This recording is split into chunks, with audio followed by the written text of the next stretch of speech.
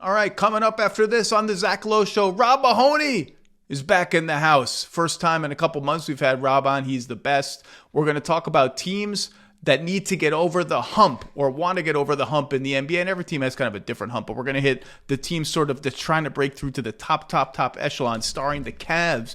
The Wolves will hit Lakers, Warriors, Clippers, Knicks. Conference finals last year, and they made a coaching change. The Bucks, they're still around with Giannis. We're going to hit all those teams and more. We'll talk a little bit about Kawhi and Pablo Torre's latest revelations on that front today and the spat he's in with Mark Cuban. A friendly spat, but a spat nonetheless. And then it's Mets corner time, baby. Mets are playing the San Diego Padres right now as I'm reading this. It's 6-1. Can we take 2 out of 3 from the Padres? Is this team actually going to sneak into the playoffs? Sean Fennessy is back. I'll talk about my experience at the alumni game at Citi Field over the weekend. Look ahead to the rest of the season with the Mets. Talk a lot of baseball. Why not? I love baseball. That's all coming up after this on the Zach Lowe Show. This episode of the Zach Lowe Show is presented by HubSpot. Using only 20% of your business data is like going from a starting 5 to a starting 1. Good luck with that. But that's how most businesses operate today, using only 20% of their data, unless you have HubSpot, where all the data hidden in emails, call logs, and chat messages turns into insights to grow your business, because having all the data makes all the difference. Learn more at HubSpot.com.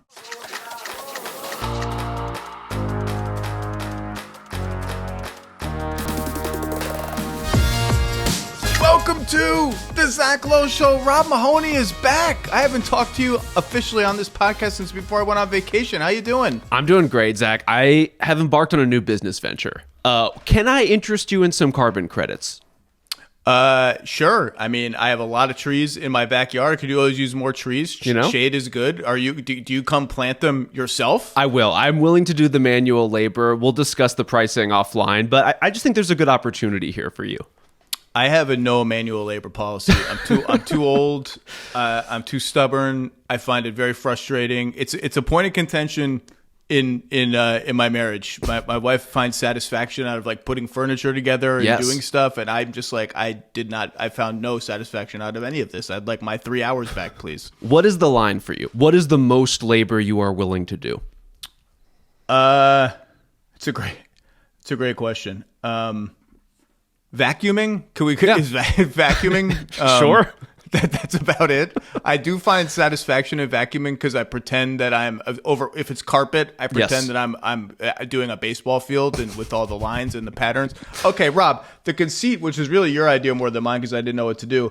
Let's pick some teams. You call them over the hump teams, teams that have been close or getting closer or approaching franchise turning points, and tell us how this team can take the next step. We're going to go rapid fire through a bunch of teams. We're going to talk about Kawhi because one of the teams is the Clippers. We'll get to Kawhi.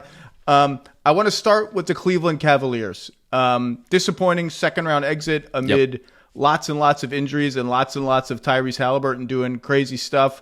Best team in the regular season other than Oklahoma City last year. First in offense, 8th in defense.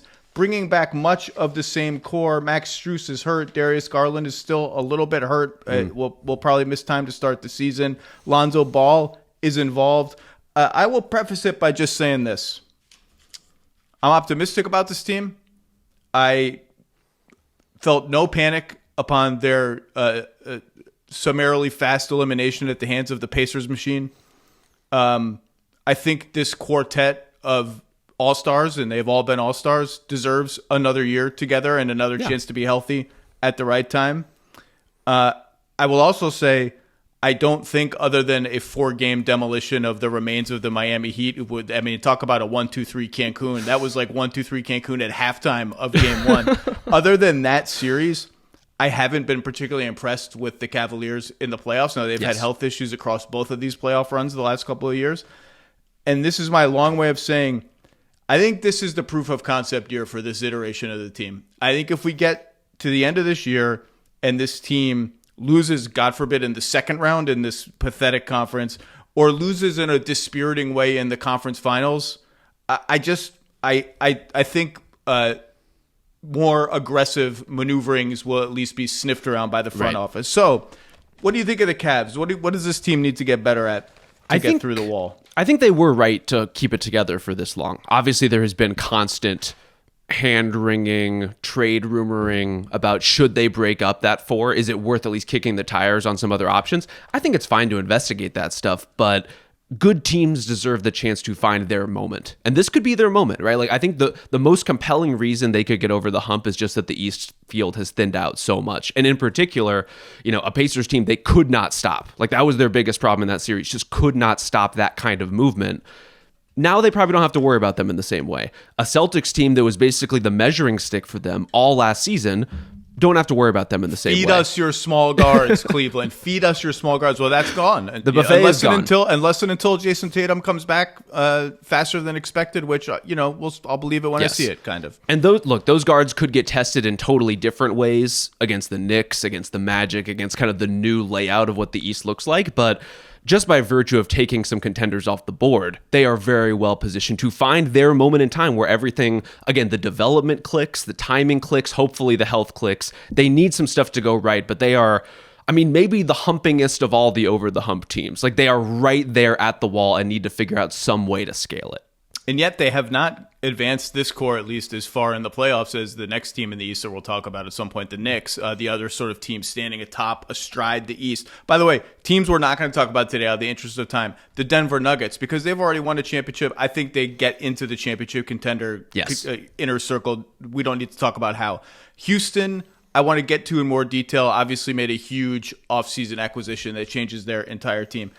I noticed in your outlining of East threats, contenders, dangerous teams, you did not you did not mention the Hawks. Not yet. You did not do a deep dive on Trae Young's 12-minute soliloquy against Patrick Beverley, a feud that I was just made aware of 10 minutes ago. I need to dive into this. Like, you can't be in my shoes. You can't guard me. Patrick Beverley went at Trae Young. Trae Young made fun of him for celebrating a play-in win, jumping on the scores table. This is a great feud. I didn't know Trae Young had this kind of I didn't know Trae Young he has a podcast apparently. I got to dive into this. Look, I'm going to have you over for the Home and Home, Zach. We're going to go on the Prestige TV pod because, that's art to me. Trae Young going through the full dissection of a feud that no one knew existed. This is the substance of what we really need to get into. We have Cam Thomas on so he and I can continue feuding in a different arena? Speaking of Prestige TV, I told you I had a hot TV take for you. What you got? I just drop it now before we get back to the Cavs? Cavs fans are like, really? TV in the middle of this? I watched the Emmys on Sunday. I was doing research for a podcast, had the Emmys on in the background. I gotta say, I've gotten a lot of pushback on this, and I don't mean to besmirch anyone who worked really hard. I watched this show. I mostly kind of enjoyed it. I kind of don't get the studio. I don't get why it's this whole thing. I didn't think it was particularly funny, other than Bryan Cranston dancing around like a drunken puppet. It was actually the first time I've ever watched anything ever that she has been in and found Kathryn Hahn not funny. Kathryn Hahn is like that's a feat, a genius and an icon and like one of my favorite people in the entire celebrity business. What am I missing? I don't get it. I'm not here to sell you on the idea that it's the funniest or most clever thing ever made. And it is a little bit more smirking funny than it is ha-ha funny, which I think can be a tough sell in and of itself. But the reason it won Emmys is self-evident. It is the world's largest pat on the back to the institution that creates the show about the show. So what else would you expect to happen under those circumstances? I guess it's my version. I've compared it in text I was texting Joanna about this. It's kind of like The Bear, but for Hollywood, in that I don't think manic screaming at a turbo pace is a substitute for actually being funny. It just, okay, Cleveland. So that's my hot take. The studio people, you can yell at me. Cleveland. What was that? We were talking about the Cavs. Oh, so what do they need to do? So what do they need to do? Is there anything missing? I mean, I would point to maybe I think the power categories are where they fall a little bit short. They don't get to the line all that often. They're not a great rebounding team despite playing two big men. Especially contested rebound. Like when it really gets physical, I think both Mobley and Allen are still susceptible to that. They're not a great transition team, which is weird considering the athleticism and speed of particularly Donovan Mitchell, but also their bigs. I think that's one area where Lonzo Ball, who they swiped for Isaac Okoro, could really help them. Yep. Continuity should help. Did the league kind of figure out the cute cutting offense that they installed for a lot of the season? I think that stuff all kind of gets semi-figured out by the playoffs. It's ironic to me that the power categories are where they're a little bit still growing, and they've still come a long way from when the Knicks just bullied them off the floor in the first round of the playoffs a couple of years ago. It's ironic that that's where they fall short, and yet I think the biggest existential question around the franchise is, do they reach a point ever at which they just go all in with Evan Mobley starting center and figure out a way to move Jarrett Allen for other stuff? I think it's too early for that. I don't think they have enough size, like in the wing area, reliable size. I mean, DeAndre Hunter's fine to go that route. I think it would hurt their defense. I think their offense with those two guys on the floor was like awesome the entire season. So I don't feel any urgent need for that kind of change. But we could get to the end of this season and feel differently about. I also need to see like how much can Evan Mobley broaden out his game? Because if the answer is like infinitely, then give me Jarrett Allen's shot blocking and all that stuff. I think that part of it in particular, in terms of the offense, which is not their biggest problem, but is still kind of a problem. I think especially if you take kind of the 2-year view, right? If you zoom out and say, what is it that held the Cavs back in the 2024 playoffs? What has it held them back in the 2025 playoffs? They're kind of different answers because they did grow a lot. But one of the constants is when push comes to shove, when the injuries come, they are still so Donovan Mitchell reliant. They also became, over the course of last year, so system reliant. All of that cutting, all that motion you alluded to, like they had such a pedal to the metal year in terms of effort and execution. I don't think they ever really had that moment in the regular season where they had to figure out what to do outside their flow. Like they could always get to a third or fourth option within the way they wanted to play that was pretty successful. And so I think the important thing for their 82 games this year is taking their foot off the gas a little bit, getting into problem solving mode a little bit, getting into like, this is suboptimal offense tonight, but we need Evan Mobley to figure out how to be a more formidable one-on-one scorer just for these moments where he's going to have to be that. And it's not going to be heavy lifting. It's not going to be high usage. I almost think of him, this is a weird comp given his stature as a player, but when Golden State beat the Celtics in the finals, like the Andrew Wiggins break glass in case of emergency ISO stuff. It's like, can Evan Mobley just do that? Can he get to like a mid-post turnaround consistently enough that it's going to fuel our ability to play the way we want to play? And I think he should be able to. Like he For showed sure. a mean streak last year that he hadn't shown before, just moving dudes out of the way and dunking on them. He should be able to do that against mismatches. He should be able to get more comfortable. I do think, though, that if they fall short this year, everything on the roster other than Mitchell and Mobley becomes not on the table, but like we'll make some calls for this elite player or that elite player. And this all depends on how the season unfolds in places like Milwaukee and Utah and Phoenix and other places that I'm just naming off the top of my head. Okay. Anything else on the Cavs?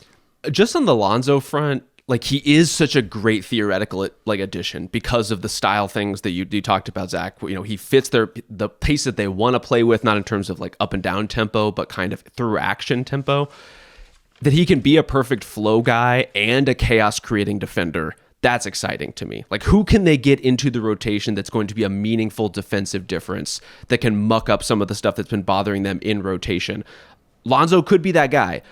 He also could be hurt for the majority of the year or all of the year, and we never see him barely at all. Like that's a very real part of who he is as a player at this point. But I will take the theoretical Lonzo over the known quantity but functionally irrelevant Isaac Okoro minutes that they were getting. And the Bulls were like, wait, another wing who can't play in the playoffs? Give us Isaac Why Okoro. not? We'll add him to our collection of guys. Just an embarrassment of a kind of riches for Chicago. Okay. The Minnesota Timberwolves are our hump team number 2. 2 straight 4-1 losses in the conference finals. When you get that far 2 years in a row, you merit attention on a high level. And I actually don't think they're getting enough attention. You know, the last time I checked the conference odds in the West, they were 5th behind the Lakers, which felt disrespectful to me for a team that just destroyed the Lakers in the playoffs. And Luka was a little banged up. LeBron was a little banged up. Spoiler alert, LeBron's 41 years old at the end of the season. We'll see how banged up or not banged up he is. They were top 10 on both ends of the floor. That's a rare thing to be and usually sort of qualifies you as a title contender. They have a young ascendant superstar in Anthony Edwards who gets a little bit better and a little bit better and a little bit better every year. They figured out the Julius Randle part of the equation, or Julius Randle figured out his part of the equation. That's probably it. Other than how to pass to Rudy Gobert for lobs, like it's just like you could do a hell of it got a little better remember when Rudy took the 3-second violation in Toronto? Just like, you're not going to pass to me, dude. I'll just like stand here. They lost Nickeil Alexander-Walker, but Terrence Shannon Jr. and Rob Dillingham should need or need to be ready. This might be the most interesting team in the league to me going into the season, because they're not really mentioned in the inner circle of contenders. You'll even find people who are like, well, would they have even beat the Warriors last year if Steph hadn't gotten hurt? I picked them to win that series before Steph got hurt. I think they're on par with any of those teams in the West below Oklahoma City, who just sort of dispatched them 4-1. But, if you make the conference finals 2 years in a row, you've accomplished a lot. Beat Denver the year before. That was a huge feat. Like, what? But there's like, no one seems to take them seriously as a team. Not take them seriously, but like getting over the hump feels like a place where the NBA's collective consciousness can't get to. Why is that? What does this team need to do to take the next step? I think the fundamental reason is that they are the same team but slightly worse in terms of personnel, right? Like losing Nickeil is a blow to a team that really relied on his defense and his place in the rotation. And yes, maybe they're going to get that from Terrence Shannon. Maybe they're going to get better Rob Dillingham minutes. Maybe they're going to get better Jalen Clark minutes. Like 3 prospects who I am interested in and invested in. Where that makes me nervous is when your whole prospect as a team, because they had to invest so much to retain Julius and Naz in particular, comes down to our young guys have to get better. If that doesn't work, what it means is Anthony Edwards has to be better. And I don't like the way that distills pressure on a guy who is already carrying so much. Like their continuity is going to benefit them in some ways. It's also going to hold them back in some ways. And so when we compare them to the rest of the West, you have a historically successful Oklahoma City team that's going to be even better, presumably because of their youth. You have a Denver team that was maybe a body or two short that got a body or two, and I think will benefit greatly from that. And a Houston team that needed exactly one thing on offense, and it was a half-court killer, and they got the half-court killer. So where is it that Minnesota's how do they make up ground to get to the point that they could break down Oklahoma City's defense in a playoff series? I don't think the answer is Terrence Shannon. I don't think the answer is Rob Dillingham. I think the answer is a lot of people looking at Ant and saying, can you be a Luka-level playmaker for game after game after game and series after series after series? And that's a lot to put on a guy. Yeah, if I had to look, I agree they slide in 4th for me in the West behind the 3 teams that you mentioned, but I don't think they're like, I mean, they have a track record against Denver now that cannot be dismissed.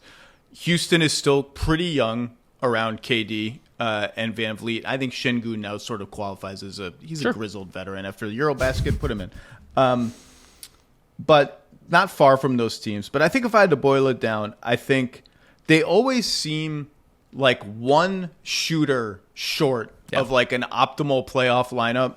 And part of that is like Jaden McDaniels, I think shot it well in the playoffs, shot it okay in the regular season, didn't stop the Thunder from putting Chet Holmgren on him and being like, okay, like do your stuff.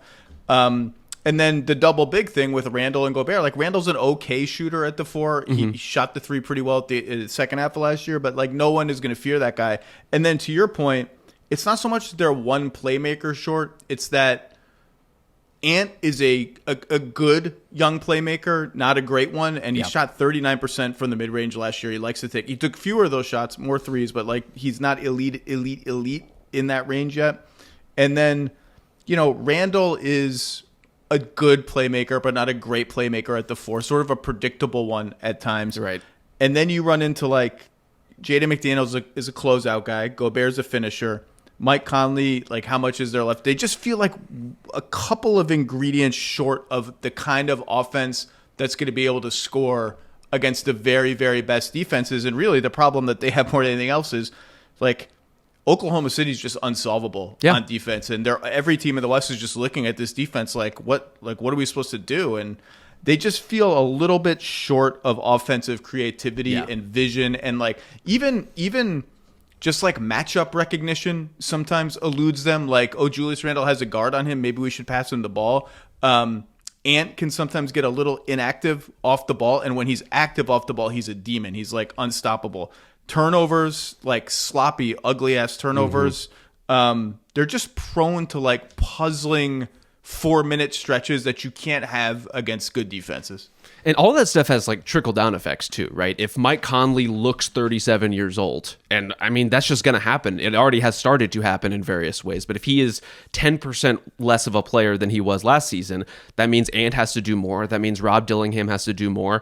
And if Ant is doing more, he is moving less off ball. He's also guarding worse off ball on the other side, which is always kind of a bit of a limitation and a liability for him. I just don't like the way all that is consolidating, and all of this is to say that the Wolves, to me, feel like a team that has spent and invested a lot in maintaining a proven successful Western Conference finalist team.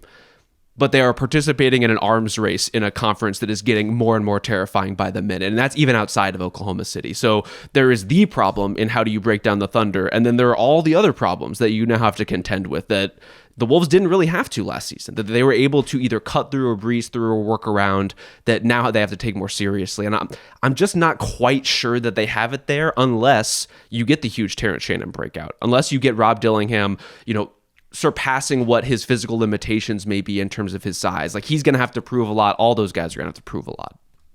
Yeah, they when Conley looks old, their tendency, and we saw them do this, was like kind of play DiVincenzo in his spot with the starters, and so Ant becomes the point guard. It's like, again, you got a great shooter in there, but not enough playmaking. Shannon, we'll see what he can do as a shooter. Dillingham has the straight line speed that we're talking about. They also just feel like they have these 3 big men who all make a lot of money, and Naz Reid, Julius Randle, and Rudy Gobert.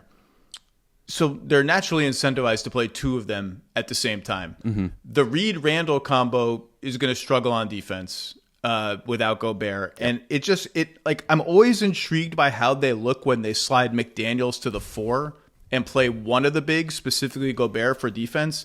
They're just like not quite constructed to do that very often. And they don't, it's a look like Chris Finch seems to want to flirt with doing a little more, but they can't really do it. But they also can't defend well enough when Gobert is on the bench and the other 2 bigs are on there. Just like a lot of puzzle pieces that they fit well enough to get you so far, but we'll see. I don't know.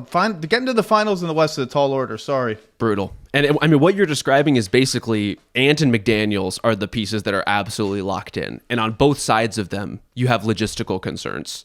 Maybe all those concerns kind of break right and you get enough of the variables to overwhelm teams that theoretically should beat you to get to the conference finals again.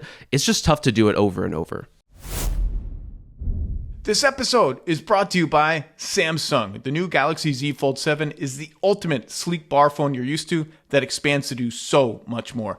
Z Fold7 unfolds into a wide screen that allows you to view up to 3 windows at once, so you can bounce between games, texts, and notes. And it's powerful. There's no lag, just smooth multitasking. Die-hard fans, this phone is a game changer. The Galaxy Z Fold7. Learn more at Samsung.com. Display measurements are diagonal and actual viewable areas less due to rounded corners and camera hole punch. I'm going to let you pick the next team. Have at it. Why don't we go with the Detroit Pistons? Wow. Okay, so let's be clear. This is a different hump. Different right? hump. This isn't the end hump. There's a whole taxonomy of humps. This is like Wednesday. We're trying to get past Wednesday. Go have a beer at the bar on Wednesday night. Feel like 2/3 or 60% of the work week is behind us. Sure. For the Pistons, you know what? You just go. Like, what? Why did you pick? Why are we talking about the Pistons? Look, they have a youth and an untapped potential that puts them in a totally different category than the teams we've been talking about. They could take a jump and they could clear the hump easily, just with Asar Thompson and Jalen Duren, basically, and you're getting Jaden Ivey back as well. That combination could just be enough to take them to the next level in and of itself. That said, all of the youth they have, all the potential they have, is also what makes them one of the most interesting trade candidates in the league. And there is a way where you don't clear the hump by exercising your potential. Maybe you just take a leisurely stroll around it by trading for somebody, say theoretically, a really good and potentially available stretch for who everyone happens to be talking about right now. So I'm glad you brought this up. First of all, if Detroit does nothing, like there's no trade, there's no big move, there's no all-in move, I was advocating for them to look at Durant. Like, that's how excited I am about this team. I still think they're better than they were last year. Yes. I was surprised. I've debated this with Bill Bill is very concerned about the shooting they lost in Hardaway and Beasley and Dennis Schroeder, who just adds spunk to every team he's on and adds Jordan-level contributions to Germany.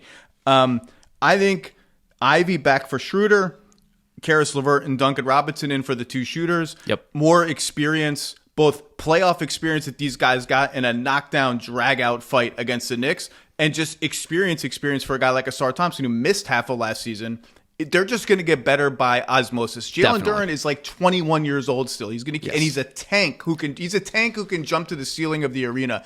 If he learns more of the fundamentals of NBA defense, that to me might be the biggest pivot point of this entire team. They were better on defense in the regular season with Duren on the bench and in the playoffs with Duren on the bench. That can't be if they're going to get where they need to go. And I'm a believer that on will and talent, he's going to become at least like an average center defender who can wreak havoc on the glass and on offense, facilitate a little bit from the elbow. Ivy coming back is big. Like status quo, I don't know that means they win a playoff series. I don't know that they're a top 4 seed because the East is going to have 5, 6, 7 decent to very good teams. For sure. But I think they're just qualitatively better. Now, the player that you are talking about is, to me, the more I just look at the league landscape and zoom out and talk to people, this is talk to people season for me. Just make phone calls, take my power walks, talk to everybody. I just can't imagine a scenario. I guess I can. It's the NBA. Anything's possible. Uncle Dennis exists. I can't imagine a scenario where Lauri Markkanen is on the Jazz in a year. He just has to be looking around at this team and be like, what happened? Who are these people? See, This is the team I'm on now? I can imagine it. I just hope we don't live in that universe. You know, I hope we don't live in the world where he is just dragging along with the Jazz for multiple consecutive seasons at this point. And there's also a world in which Utah blew this situation by not trading him, and then he kind of forced their hand a little bit by not signing a deal until a date at which he was not tradable last season. But the deal is huge, $46 million this year through 2029, where it's $53.5 million. And he missed half of last season with some injuries, with some tankery, with some whatever. And it has the rest of the league being like, I mean, I have like 10 teams on my list. I've talked to a lot of people. Everybody loves Lauri Markkanen. He's an easy fit anywhere. They don't love the contract, and they're just like, we got to see him sort of play his way back into that level of value. Eurobasket helped. He was just destroying people in Eurobasket. But the Detroit Pistons might be my favorite Lauri Markkanen team. And you can tee it up. Tobias Harris is going to be a free agent after this year. Jaden Ivey, here's a young guard to add to your collection of young guards who may or may not amount to a ton in the NBA, but he's exciting. Throw in some picks. Done. We got it. Perfect fit with Cade. Doesn't need the ball all the time. Can do stuff with the ball. I love it. I think Detroit would be interested if this ever comes to bear. Do you think Ivy is enough as a pillar of a deal for Lauri Markkanen? If it is Ivy and picks, but not not Asar, not Holland, not Duren. Well, I mean, I think Holland is the next guy that if you're Detroit and you're desperate to make it happen, you do, because they just couldn't decide what to do with him last year. He's young. He can't shoot. Asar Thompson can't really shoot. And so they might be incompatible, the two of them, long term. It just might be the reality of it. Well, and against the Knicks, and again, Asar missed half of last season, so it was really trial by fire for him. He was guarding Jalen Brunson. But against the Knicks, they often defaulted to Cade, 2 guards, Tobias Harris, and a center, just like neither Asar Thompson nor Ron Holland. They couldn't decide who Tobias Harris's backup should be. It should be Tobias Harris. It should be Asar Thompson, really, staggering minutes. Asar Thompson's going to start. I'm just talking about staggering minutes. But then you look at the Jazz, it's like, what are any of these people? What is Ace Bailey? We don't know. Taylor Hendricks, I liked him. He got hurt. Cody Williams, is he like Johnny Davis 2.0? I don't know. Keontae George is okay. He came off the bench. Flip is fine. Isaiah Collier, we'll see. What do they want? But can I just rapid fire give you my list of Markkanen teams? Hit me. In loose order of I really like this. Detroit. Where do I want to go next? Miami. Portland. Oh, yeah. Jeremy Grant, Time Lord, and some picks. Now they owe Chicago a pick, and there's some tax. Miami's got some tax issues. I should mention they're right at the tax. Portland or Chicago a pick, they'd have to finagle a little bit. Toronto, I like that. And it's just a matter of like, is Utah willing to eat a couple of years of Brandon Ingram's salary? It could be RJ Barrett, but then you got to add in more players. It gets a little wonky. I think San Antonio and Houston are both like, we need to figure out what we have / if we can get a bigger fish. Yeah. I think with Lauri and Wemby, there is like some duplicative skill set there that I think helps and is like if you get Lauri, he's a good player and also an underrated driver and dunker and finisher in his own right. So it's not like he's only a perimeter player, but I would want something different with Wemby if I'm picking dream pairings. Golden State has come up before. They've got a big issue to sort out with Kuminga, and what does that do to their ability to even make trades, base year compensation, etc. I think Minnesota would be an awesome fit. Sure. If we could turn Randall and DiVincenzo and something, but they're out a lot of picks. They're over the first apron, so they can't take back more money. Why? I have Sacramento on, and every time, like Levine and some draft picks, trading with the Kings, great idea. It literally says ZL plus picks. Why on my notes? Like, why? To what end is any of this happening? Poor Kings. What if Cleveland tried to get him back? Pulled him back? We're giving up on not giving up, but like we're going to move Jared Allen. But then it has to be a 3-team trade. Walker Kessler's already there. Those are my marketing team. Oh, Memphis. Yes. It has to be a 3-for-1 deal. I think they want to see how good Aldama is, and not to say that he's going to be anywhere near what Markkanen is, but it's just an opportunity cost kind of thing. Like if he's a decent player, do we save our chips for a different kind of third big salary, having just punted out of having 3 big salaries with Bane, by the way? Those are my teams. I think Markkanen is getting traded this year. I think and with teams like Memphis and Aldama, it's not just the chips in terms of making the trade happen, but that salary slot that you now have to account for. And I think with Lauri, he does fit almost everywhere, as you alluded to, but the fit has to be basically perfect to justify the level of investment that it will probably take to pry him loose from Utah at this point, and to justify the amount of money he will be making on your cap sheet. And that's why Detroit is interesting to me. And honestly, when you brought up Minnesota, why they're interesting to me too, as teams that have, it's one thing to have a stretch 4 and what that opens up for your primary playmaker. We've already seen it with Cade. Like, you give Cade a little bit of space, you give him any shooting whatsoever, and he will drive a winning team. But what happens when that stretch 4 isn't Tobias Harris, who's barely being guarded by opposing defenses at times, and instead is a versatile movement shooter, a guy who can do things off the dribble, who can attack from the weak side, who has actual range to his game beyond just catching and shooting or just setting up on the low block? That's the exciting kind of component that I think elevates beyond, whatever you think Cade's limitations are athletically, or whatever you think Anthony Edwards' limitations might be in terms of his ability to read the floor. Like, the passes are a lot easier when Lauri Markkanen is blurring around a screen and all of a sudden you can just hit him for something easy. And this team had a turnover problem last year. Cade had a turnover problem last year. I mean, there was one every year. I think it was game 1 against the Knicks. It was just like they gave a game away with just one bizarre turnover after another. It was one of those games in New York. They could not shoot straight last year. 22nd in 3-point attempts and 20th or something like that in percentage. That's young. They foul the bejesus out of everyone. Now that is part of their we're just going to beat you up and try to fight you a lot. Like, we're literally fight you. So I don't mind it. It's a mindset. It's a vibe. They bought into it. They're intimidating. They're physical. But a lot of that is young guy stuff that will be fixed with age. But yeah. But by the way, I will take and have taken since his rookie year all the Cade Cunningham stock. I'll take it all.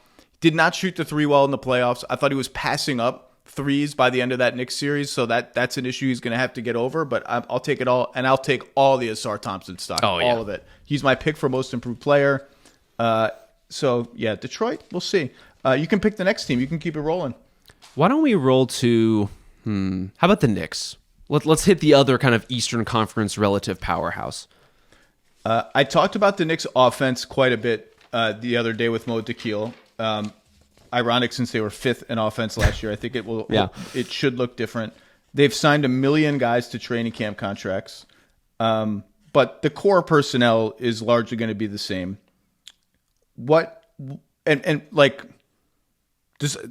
everything I said about Cleveland is times 10 for the Knicks because it's New York, because of their history, because of their baggage. This is the most pressure this team has ever been under since Patrick Ewing. It's the highest expectations for any Knicks team in a single season since Patrick Ewing.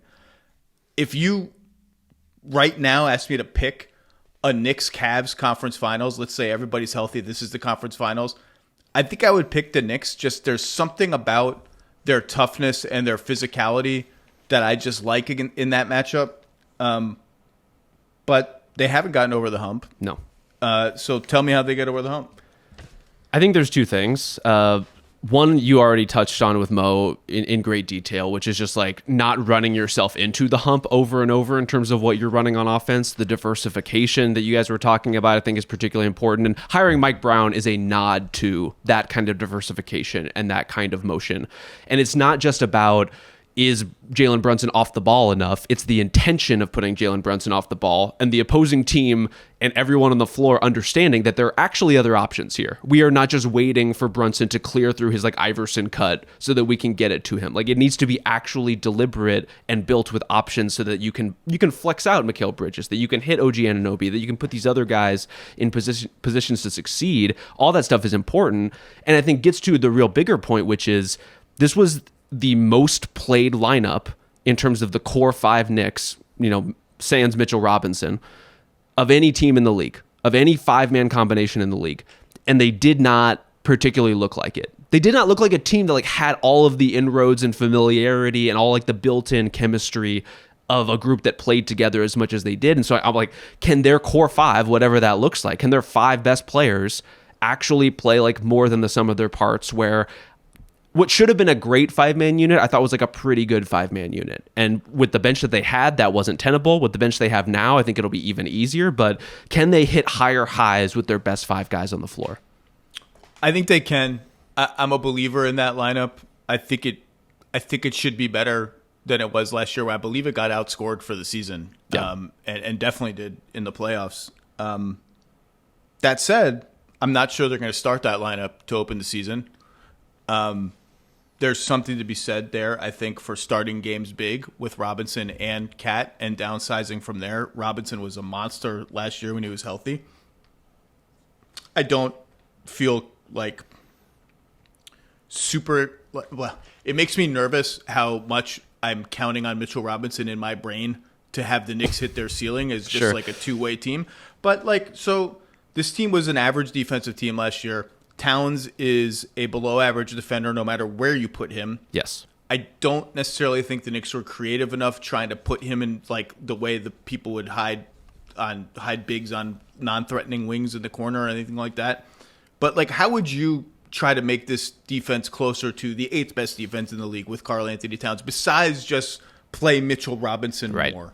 Well, there's play Mitchell Robinson more. There's also like allow yourself a little bit more flexibility in the second unit, where it's not just Cat by default at the five. You're playing Yabusele some as a small ball five in a way that, if the opportunity and the matchup lends itself to that, that might be your best look. So being open to some of those possibilities, like being a little less dogmatic about the rotation, I think goes a long way with this stuff, to be honest with you. But some of that might factor into that continuity as well. Like as far as getting those five-man units to play better, like Mikal Bridges did not look like the Mikal Bridges we know defensively. And maybe that is because had a huge life change with this trade, had a huge situation and circumstantial change. He's trying to get used to it. Cat's trying to get used to it. Those are two guys who have proven they can be better defensively than they were to different degrees. And maybe it is just a matter of like getting them around each other and OG and Mitchell Robinson in particular on a consistent enough basis. But also they have, like, it's not just Cat. Like, they have to figure out how to protect Jalen Brunson too. And Jalen Brunson needs to figure out how to protect himself a lot more. All fair. I don't even know, like, I don't know what you do with Cat. I just think he's going to be, if he's at the center of your defense, I just think there's only so much you can do. In Sacramento, they would toy with like having Sabonis really attack pick and rolls high on the floor to make up for the fact that he wasn't a rim protector. Cat just is, for a guy who's an incredible athlete and at times quite graceful on offense, he's just like Frankenstein sometimes. Like every step is so heavy, it feels like it's going to drill a hole into the court. But I think Robinson's big. I think they're going to be very careful with him and manage his minutes as they should. I think you're on point about Yabusele. Everyone's penciling him as the backup four, and I think he is the backup four. I think we'll see him play some center because why the hell not? He can do everything. He's just like a cinder block. Also, we saw Mike Brown do it. Like Trey Lyles turned out to be a really important backup big for the Kings. I'm gonna miss Trey Lyles, who's signed in Europe somewhere. Can't believe there's not a place for Trey Lyles in the NBA. Only in our hearts, Yeah. I think the Knicks.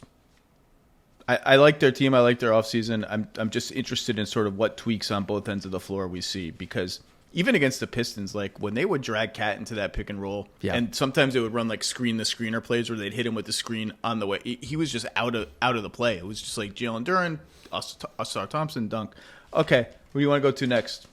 We're going fast. I like this. Yeah, who else we got? How about the Milwaukee Bucks? I think the team that befuddles me the most in terms of where they even are relative to the hump anymore, what their roster is going to look like. Like, I am zooming out on Milwaukee, and I am seeing that Amir Coffey is immediately one of the most balanced wings on their roster, and I say that as both a compliment and a bit of an indictment. Like, I don't know what to make of this team and where they are right now, other than to say, if you have Giannis, you're going to win a lot of games, and the baseline structure of this team, even post remodel, I think still going to be pretty good, to be honest with you. If Giannis is healthy, they're going to be pretty good. They were the best three-point shooting team in the league last season by percentage. They only took an average amount, and I think step one is like just take more threes. And Miles Turner he should help with that. He's a little bit more of a quick release than Brook Lopez, who's just sort of like a slow heave from the stomach to the release point. Well, and more variety than Brook too, I think. Especially as Brook has gotten older, there are fewer of the rumbling drives against closeouts. And like, I think one of Miles's, like, what has made him the player that he is, that would deserve this kind of contract, is the way that he's diversified what he can do within the offense and kind of the spots he can attack from and get to. It's not perfect, as we saw in the NBA Finals, but it's a little more varied than Brook at this point. I mean, I don't even know who the starting lineup for this team is, other than Giannis and Miles Turner, and I guess Kuzma by default. That has to start. Probably. It could be any combination of Kevin Porter Jr., Ryan Hollins, Gary Trent, AJ Green. I think Cole Anthony will come off the bench. Portis will come off the bench. Do you like the idea of playing Giannis, Portis, and Turner all together? Like, if we have no faith in our perimeter rotation, is that a way to go? Or have we reached a point where Giannis has lost a quarter of a step defending perimeter guys, that becomes a more challenging? Like, we've seen them do that before with like Giannis, Portis, Lopez kind of lineups. Is that too slow now? I didn't love it even then. I mean, I've never really loved Giannis guarding wings. It was the kind of thing that theoretically made a lot of sense, but even when he was, defensive player of the year caliber, he never was locked in the same way. And I don't think he's wired to guard on-ball wings in that capacity. A face-up big, a face-up four, absolutely, but it would make me a little bit too nervous. I'm glad you brought them up, though, because like, they were 10th in offense and 12th in defense last year. Dame missed 20-something games and then obviously got hurt in the playoffs. They make this trade for Kuzma in the regular season. Kuzma busts out completely. He cannot be any worse than he was. It's awful. They still have Giannis. I think we'll see more point Giannis this season. You put shooting around him, regardless of what you think of how insane it was to waive and stretch Dame and then sign Miles Turner with cap space, they did turn a roster spot that was going to give them zero production this season for somebody who will give them good production and fit well with Giannis. I just don't. And again, like, who's scared of Cleveland and the Knicks in the East? Some people, maybe they should be. I just don't see enough here. I just can't. I just fundamentally can't get by. The perimeter rotation is just not good enough to compete at the highest level, and I don't even know what they're supposed to do about that. God knows they don't have much left to trade, if anything. Well, especially because it's a lot of guys who have been given those chances in other places and failed for exactly the reason that the Bucks now need them to succeed. Like Cole Anthony, for everything that he brings you in terms of energy, is just so targetable because of his size. And he will work hard and he will foul hard, but there's just only so much you can do. And that's assuming that his offense is clicking. That's assuming that he is being the bucket getter that he's kind of designed to be. Taurean Prince, the Bucks have been banking on him to be a reliable playoff guy. We've seen other teams make that same kind of error in judgment where he's just too limited. He just can get played off the floor. Yes, he's going to be a good percentage shooter, but that's kind of about it. And he shows you the limitations of what percentage shooting can do. Gary Harris, I love 8 years ago. You know, it's like these are guys like Prince and Harris. Like I have their whole depth chart written out. They're just at the very bottom in the area of like if dudes are injured, these guys will play. Like I just can't. Like Taurean Prince was good and then he vanished. He was good and then he vanished. And even if you look at their profile, it's like what weak points can they improve upon? They were dead last in offensive rebounding last year. That's a Doc Rivers thing, right? They didn't take a ton of threes, but they didn't take like a low amount of threes. They didn't force any turnovers. That's a Doc Rivers thing. They gave up a lot of threes and packed the paint. They actually executed that strategy pretty well. Like I just don't see. They're not a young team, really. Like, they have some young, interesting-ish players, but I don't know. They're not young. I just don't see, like, areas where, oh, that's an easily correctable thing. That's a low-hanging fruit they can pluck. I just don't think they have enough. And I said this, look, I know they signed Thanasis, the most untradeable player in the NBA. Thanasis Antetokounmpo. Don't even bother calling the Bucks. No. They're not taking calls. They're not making calls. They're not even taking calls on Thanasis. And I said this a couple weeks ago. And I know Shams reported Giannis will spend the season in Milwaukee after the Thanasis thing. I just don't think the book is closed on this story, and I'm sorry to Bucks fans to say that. Like, if they lose in the first round or have a disappointing season, or Giannis looks around and is like, this team is just not good enough and has no path to being good enough, I don't think this story is over. Any closing Bucks thoughts? Just that if that is true, I mean, it certainly complicates the math on all the Miles Turner Dame stuff to begin with. And I waffle back and forth on all of that. And you talked about the mechanics. So does Giannis. Understandably. And it's one of those things where I both support a team in Milwaukee's position having the short-term outlook to say, we need to do everything possible to do right by the guy who has been here, who has been the pillar of our franchise, who is the greatest Buck one of the greatest Bucks in history, and certainly in modern Bucks history. And yet, when you move heaven and earth to do it, sometimes you're left with absolutely nothing underneath you to catch you when the one thing goes wrong. And that might be what it takes for Giannis, right? Maybe it is one rotation player has a season-ending injury, and he's looking around, and all of a sudden, all those guys we were just talking about, the Gary Harrises and the Taurean Princes are now playing 30-plus minutes as a matter of necessity, and that could be the finishing blow. That could be kind of the end of this particular pipe dream. Look, and there can be healthy debate amongst NBA fans and media over the whole news-breaking industry and why things are tweeted when they're tweeted and all of that. I don't know Shams at all. We've talked 5 times, said hello at games. He's not putting that stuff out there without anything behind it. No. I can 100% guarantee you that. Number 2, and this is what I indicated a couple weeks ago, the reason why I'm not closing the book on this is simply the calendar. At the end of this season, like the Bucks this summer, if the rubber had met the road and it didn't, could have just looked at Giannis and said, dude, you have 2 years guaranteed left on your contract. We're not trading you. Like, too bad. Well, after this season, he's got 1, and he's extension eligible, and you can better believe the Bucks are going to offer him everything they can offer him, and if he doesn't take it, then you've hit a fork in the road. Yes. Now, if he takes it, that's awesome. Like, Giannis would be probably a Buck lifer, and they'd be betting on all of these teams in the East will crash down. We'll have some time. We'll recoup some draft assets. Maybe we'll rise up around a guy who's only 30, 31 years old right now. I think that's like not completely unreasonable. They're certainly in the right conference to dream big. And so we'll see what happens. Okay. Pick one of the LA teams. Let's go Clippers first. Clippers. You want to plant some seeds about the Clippers this year? Just a couple, I'm just trying to, negate the impact of all the bad things I'm doing in the world by just putting enough trees out there to really counterweight all of it. So I would like to talk about the Clippers. I would like to talk about a roster that I'm kind of like very impressed by on like a 10 deep, 12 deep kind of level, and yet I'm not sure solved any of the fundamental problems that were holding that team back. Better at some things? Is it better enough to solve the like inherent offense, defense, tension, and substitution that was sort of pulling that team apart from the inside? I honestly don't know.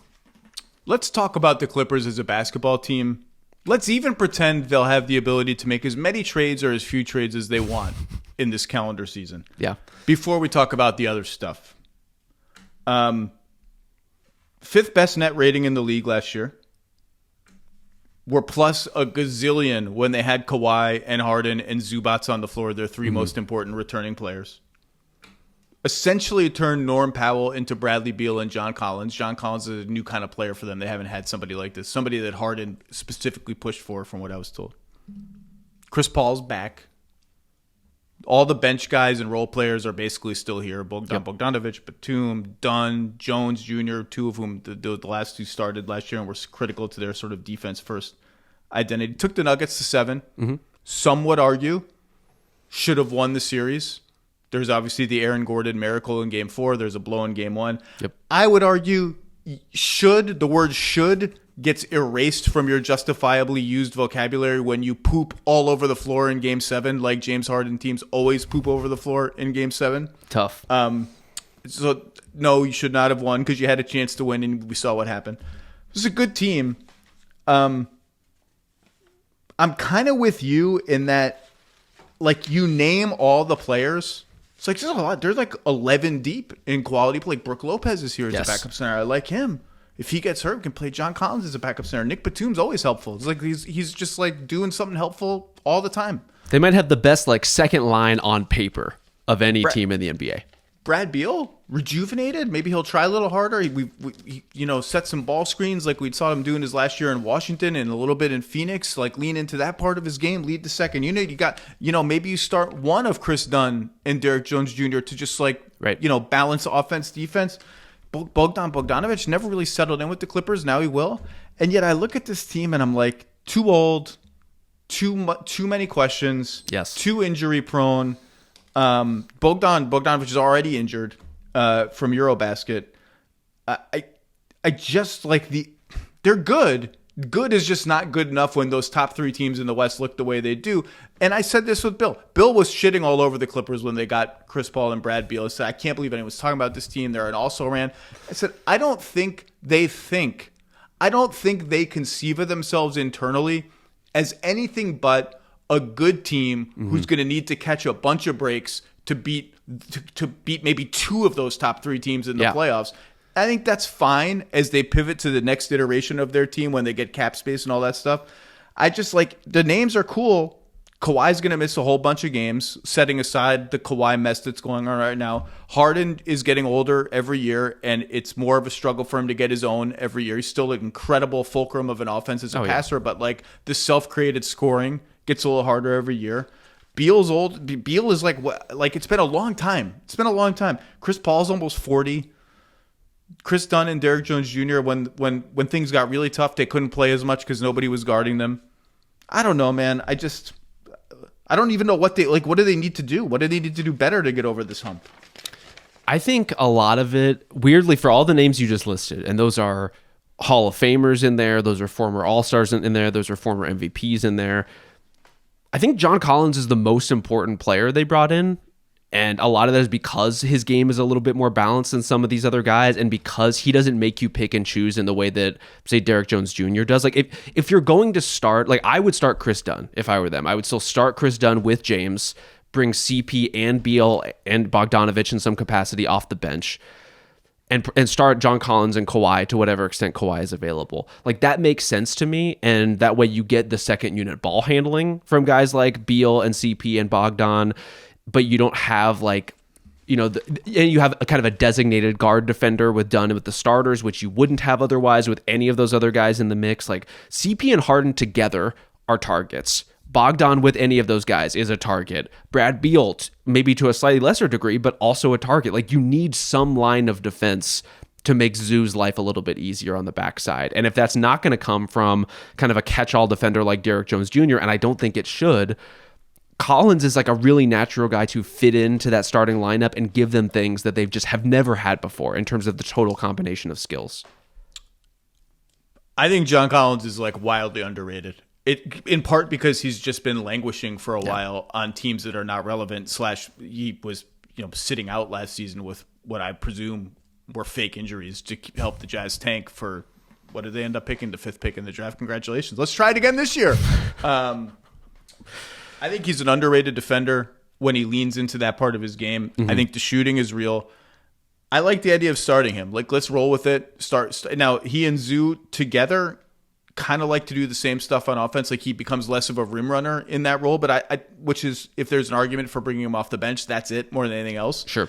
But I think he'll be good for them. I wonder how much we'll see the Beal, Harden, Kawhi, Collins, Zubats lineup. Like, if Beal gives them enough, is that a lineup they can close games with? I just don't, and Chris Dunn was incredible last year. And if you look, they forced a ton of turnovers. Yeah. That was like all Chris Dunn. Like, when he was off the floor, their turnover rate plummeted. Much like the Lakers, by the way. We will see they were 3rd in defense last year. Yes. They allowed a lot of threes and allowed an extremely low shooting percentage on threes and mid-range shots. We'll see how much of that was real and how much of that was a little bit of luck. It's a good team. I don't know. All right, we got to talk about Kawhi. You want to talk about Kawhi? Yeah, let's do it. You were out sick for a lot of this Kawhi stuff. It's been were you listening to it? Were you digesting it?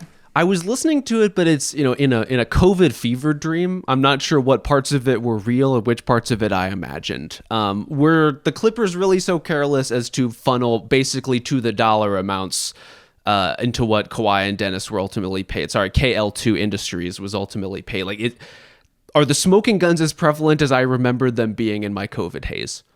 So, I said last week when Pablo Torre released an episode in which it was revealed that Dennis Wong, the only other partner of Steve Ballmer and the Clippers, invested through his own investment vehicle. Yes. I can't even remember how much. There's been I think it's 1.99999 million or something like that. Befitting a 1.75 million payment. Into aspiration. By the way, we need to get some aspiration swag. Like, I think we need to get some aspiration gear. I like that. That would be like a code among NBA fans. If you see somebody wearing an aspiration gear, that guy's a diehard. I said last week the plausible deniability defense that the Clippers were predictably going to build, in which Steve Ballmer built in his, I thought, ill-conceived interview with Ramona Shelburne, was crumbling brick by brick. Now, Pablo released another episode today in which he outlined a whole bunch of other financial deals between the Clippers / Ballmer and aspiration, in which the Clippers are buying enormous amounts in carbon credits and making other kinds of investments, and totaling like $118 million over X amount of months, according to Pablo. And he's got documents, he's got the bank statements and all that. At the same time that other investors are like running from this company because they sense that something is amiss. And at the same time that they're scrambling to pay their soon-to-be creditors, including Kawhi Leonard, who we all know by now has a no-show endorsement deal with aspiration, for which he did nothing, a deal that was never announced. I'm not going to get into the whole back and forth between Mark Cuban and Pablo Torre because it's getting into areas of finance and business that, frankly, I just don't understand well enough to comment on. Cuban is still defending Ballmer, still saying this is all plausible to me as a businessman who has invested all over the place. Still plausible to me when you learn that aspiration was selling this idea that they were going to make it rich in a merger that everybody was maybe counting on to get them rich when they held stakes in equity or whatever in aspiration, whatever the right terminology is. It still just smells. It smells to me, like I said last week, it smells. And but here's what I just want to make clear that I don't think has really been discussed that much. Number one, there was a whole bunch of guffawing today that Sportico, like my guy Michael McCann writes for them, legal analyst who's been on this podcast, reported that there's not an expected resolution to this investigation that the league has commissioned a law firm to do before All-Star, which is adding to it. And everyone say, oh, of course. There was never going to be a resolution faster than that. This is going to take a long time. I said it last week. It's going to take a long time.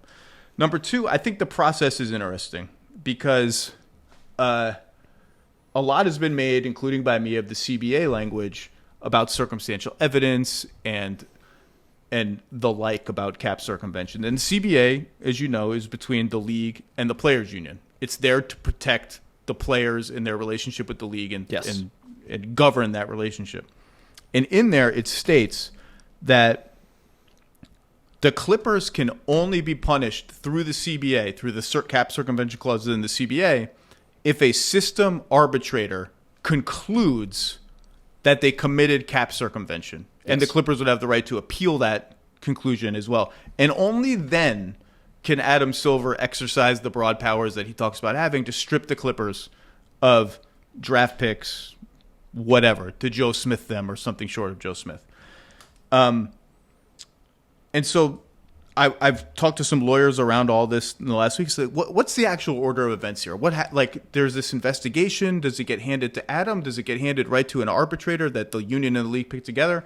And the order of events is this. Wachtell Lipton does its investigation. The thing that's going to take past the All-Star break, probably, according to Sportico. They hand this big pile of documents to Adam Silver. Like, here's the investigation. Here's what we found. Adam Silver can do one of three things.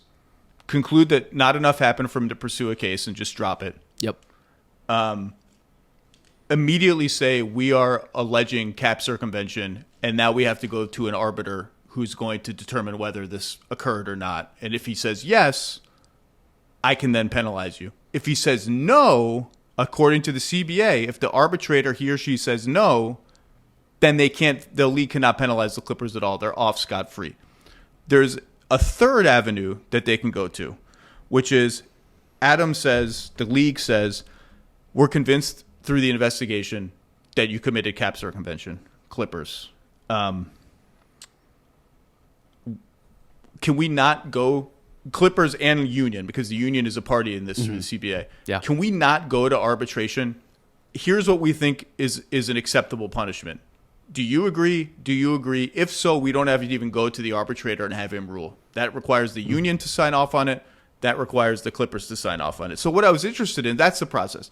What I was interested in is there's also this clause in the NBA Constitution that says the commissioner shall, wherever there is a rule for which no penalty is specifically fixed, have the authority to fix such penalty as in the commissioner's judgment shall be in the best interest of the association. Where a situation arises which is not covered in the Constitution and the bylaws, the commissioner shall have the authority to make such a decision, including the imposition of all these penalties. I asked people, like, does that mean he can just do whatever he wants? Even if the arbitrator says there's no circumvention, can he then go to the Constitution and say, well, we're punishing the Clippers anyway, and do that? Can he do that even before the investigation concludes or whenever he wants? Can he do whatever he wants? I still kind of don't know the answer to that question. The players union would certainly say no, and they would say no because of the CBA and because even if the league would go to the union and say, hey, we're not even going to punish Kawhi. We're not going to void his contract. We're not going to do anything to Kawhi.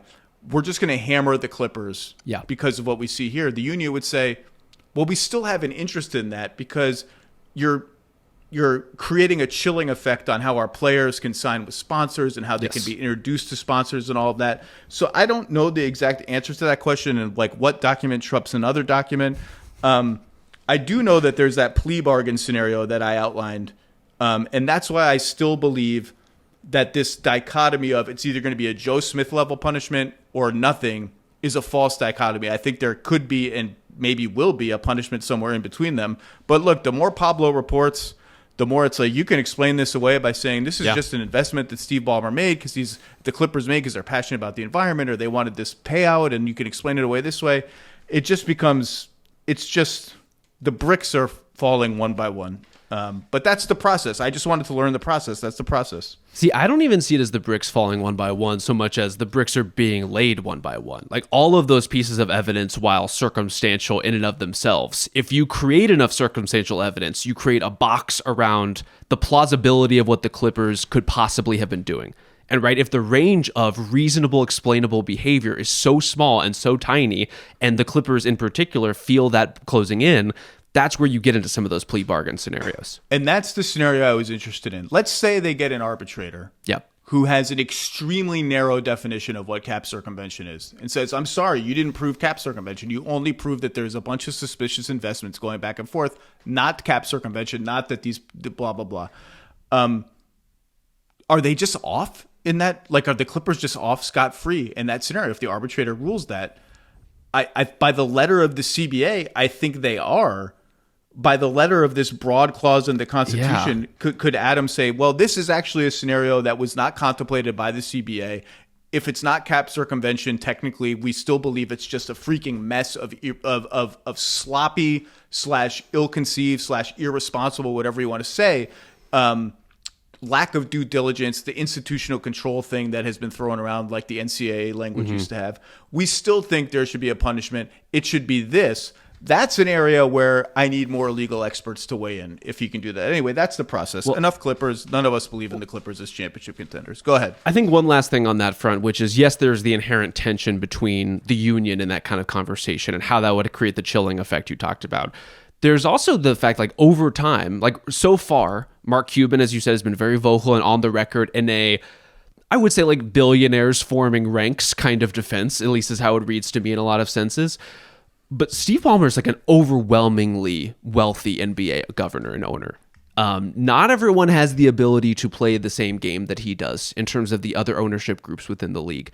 At what point in the investigation, if any, does the line tip with some of these other teams, some of these other ownership groups, where they are no longer broadly supportive in an ownership sense, but actively contributing to the investigation in other ways, actively seeking harsher punishments, both for a competitive entity that they're working against in the Clippers, and also the idea of the league's wealthiest owner circumventing it and basically creating a Major League Baseball type competitive environment.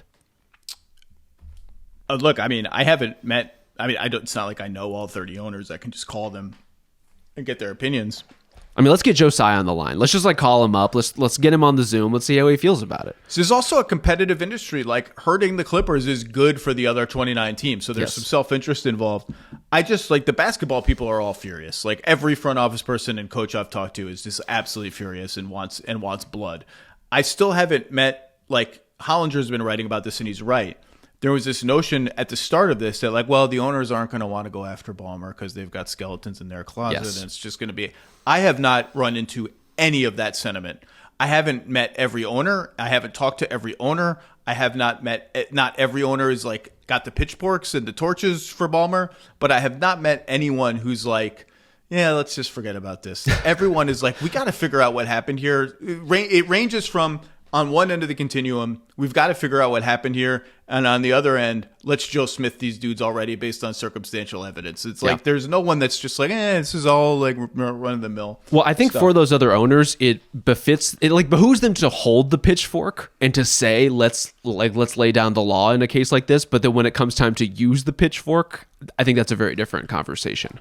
As of what we know now, and based on what's going on with Pablo, who's got all these employees feeding him stuff week after week, and how much this law firm is going to uncover just by being a law firm with 1 million lawyers billing $1 million an hour to the NBA and just getting piles of money to do it, we're going to learn a lot more than what we know now. We know, I don't put a percentage on it. We know some low percentage of the actual facts of the matter that are going to come out.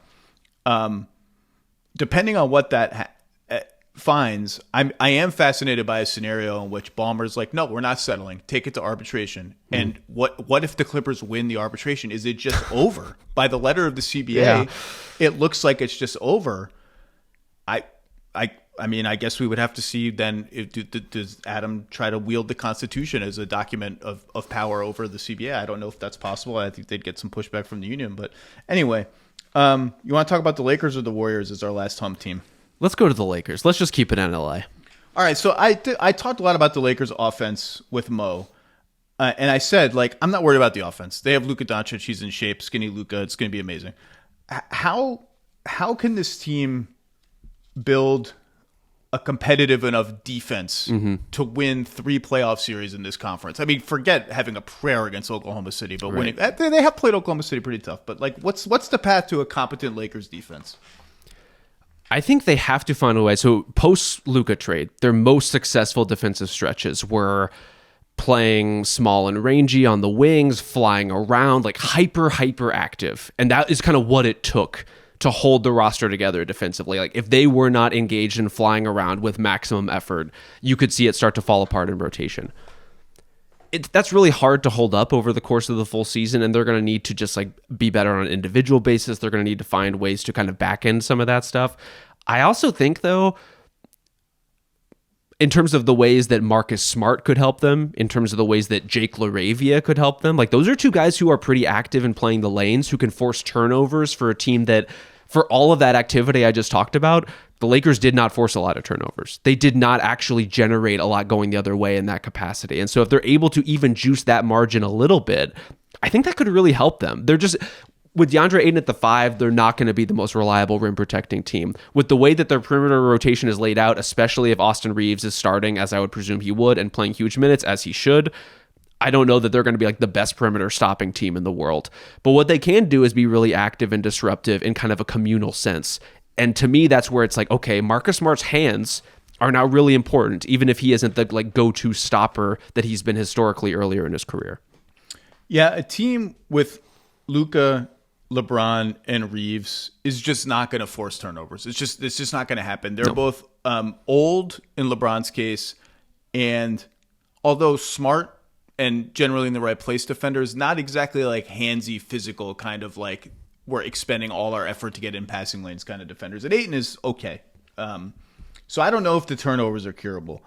They were also a bad rebounding team last year, and I don't know, like Ayton for AD, essentially I don't know how much that helps. Playing a real center the whole game would help.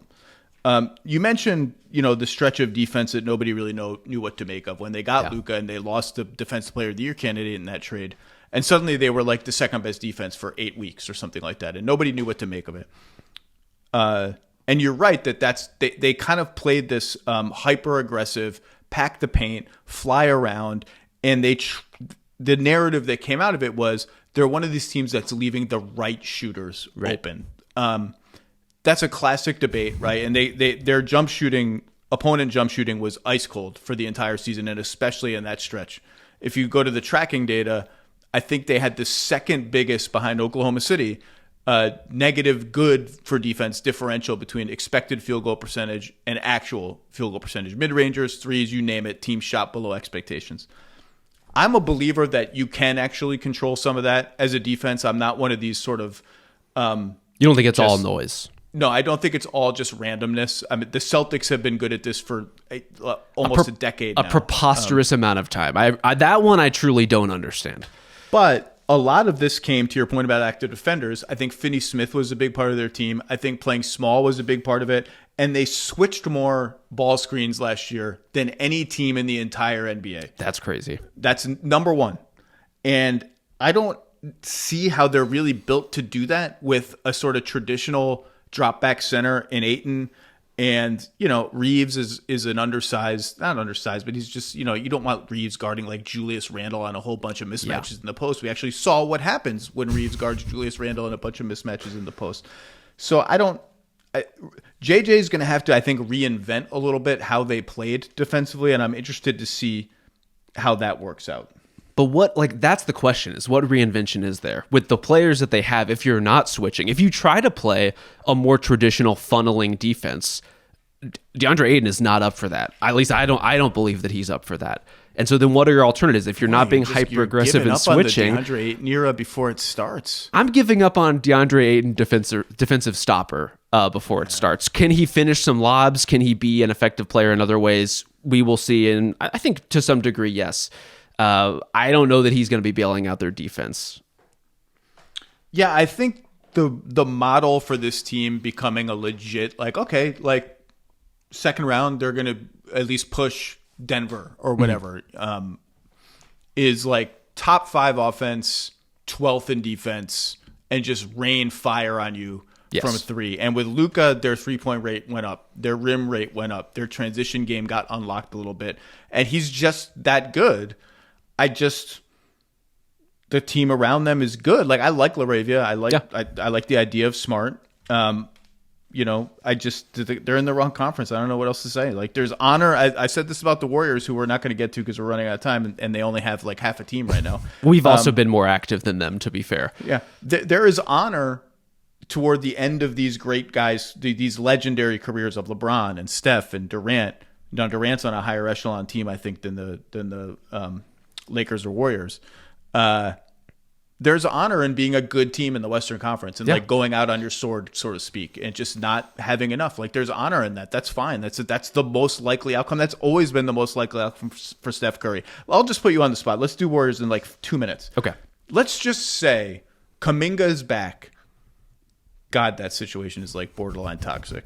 Horford is there, and they start him at center, which I think would be their plan. Yeah. Melton is there to come off the bench. GP2 comes off the bench. Seth Curry, deep bench. And so their lineup is, like you could Steph, Jimmy, Draymond, Horford, pick one of the guards. I'll just put Pajemski in there as the fifth guy. And then you have Hield off the bench and GP2 and Jackson Davis. And you can play Draymond at the 5. And we know what their net rating and their record was when they had Steph, Jimmy, and Draymond. Does this team have a shot at punching above its weight and like making a real run? I think I would feel better about their ability to punch above their weight with those core guys if I felt better about the long-term full season ability of those role players, and specifically their ability to stay healthy too. Like you will not find a bigger D'Anthony Melton advocate than me, but even I have to just kind of throw up my hands and admit that like he's just not available enough to consistently make a difference for these kinds of teams. And so look, it's never going to be fun to play against Steph. It's never going to be fun to play against Jimmy and Draymond. They're going to be a tough out if those guys are healthy, no matter the circumstances, no matter the supporting cast. What it's going to take from them and Al Horford to get to the playoffs with good seeding in the Western Conference terrifies me a little bit. Like the attrition of the full season on them specifically, given how flighty some of these role players can be, how injured some of these other role players can be, and with Steve Kerr too, which ones he is kind of trusting at a given point in time and which ones are excised from the rotation. It's just a lot to put on Steph in particular at this stage, and Jimmy by extension in terms of the creation he's going to have to do for the team. I couldn't agree more. I've already said, I think, unfortunately, the window is closed on this team as a championship contender, and the path to getting back there is murkier and less encouraging than it ever has post-Steph, ever has been. And really, the biggest problem all these teams have is the best player in the world plays in Denver and has a team that makes more sense around him this year than last year. Yes. And the MVP plays in Oklahoma City for a team that's so deep, so young, still on the come in a lot of ways, and so goddamn good and ferocious that I actually spent like 45 minutes earlier this week trying to figure out if they could win 70 games, if they could actually try to win 73 games. Yeah. And I looked back at the Warriors season and the Bulls season of 73 and 72 wins respectively, and like conference strength, and like, is the West just too good for any team to win that many games? This is a team that won 68 games last year with Chet missing like half the season and Hartenstein missing half the season.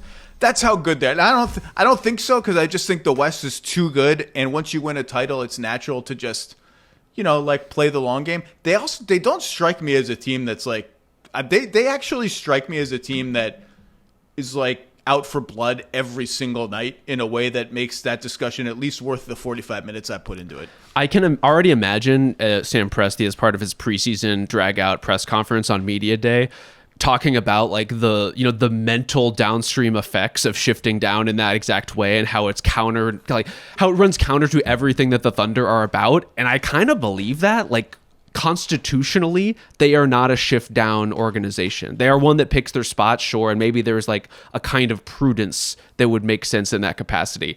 That said, like, they take what's in front of them. Like, they're an opportunistic team too. And when you're that good, you have the opportunity to win every fucking game. And so why not just win every fucking game? What I keep coming back to, I did with Goldsberry just for fun, like most improved player prediction thing, and I'm going to do it for all the awards as we get closer. And we've had 3 tiers. We had like the classic candidates, the completely out of left field candidates, and the kind of established all-star level candidates who there's always a case for, like, should Luka, like 5 years ago, Luka should be most improved player.